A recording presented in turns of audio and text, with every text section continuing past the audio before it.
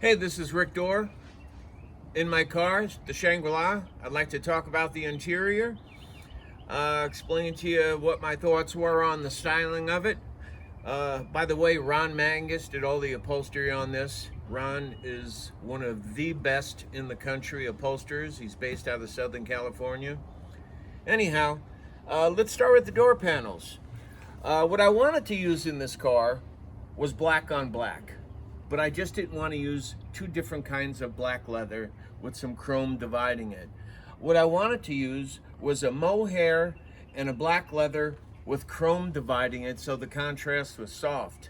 Problem was finding a mohair that had a pattern. Most mohair is like, well, it's like velvet, it's smooth. So this is very difficult to find. But nonetheless, we found it, and we found some Egyptian leather. If you notice the hoop here, when you close the door of the car, this is the shape of the door of the car. What I like doing is bringing some of the exterior styling cues from the outside to the inside of the car. And I think we pulled it off with this car. The interior isn't too overstated, yet it's very, it's very elegant for being black. And everything in this car is removable. A lot of cars that I've had in the past, once you remove the door panel or the carpet comes out, it never goes back in right. All these panels weren't made out of wood, they were made out of aluminum panels beyond the upholstery. So when I take this door panel off for any reason, it goes right back on snug like a glove. Even the floor was made of aluminum panels that are carpeted. They're not glued to the floor, you just lift them out. It makes it really convenient if you got to get to wiring, if you got to do a repair, or whatever the case may be. Now I'll show you some of the inside.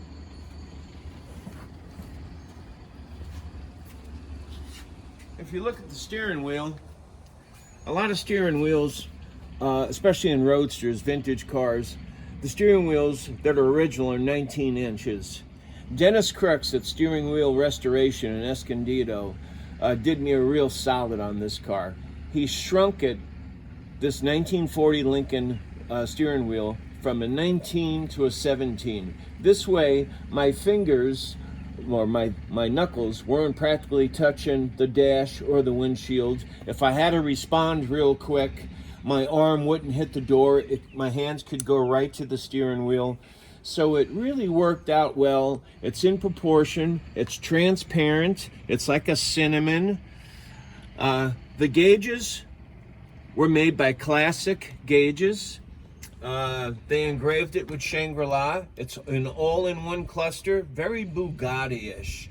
It has the oil, the temperature, the volts, the oil pressure, the odometer, the speedometer, the RPMs, everything's right there. It's a killer gauge, and it was priced real right. Classic makes all of my gauges, and I've never been disappointed. Here we got the seats, functional seat belts, because I put a lot of miles on these cars. This is a French stitch that Ron did, which I liked. We did it in a cinnamon to match the steering wheel. Like I said, the seat belts are functional, and we did the same thing with the seats, with the mohair and the Egyptian leather.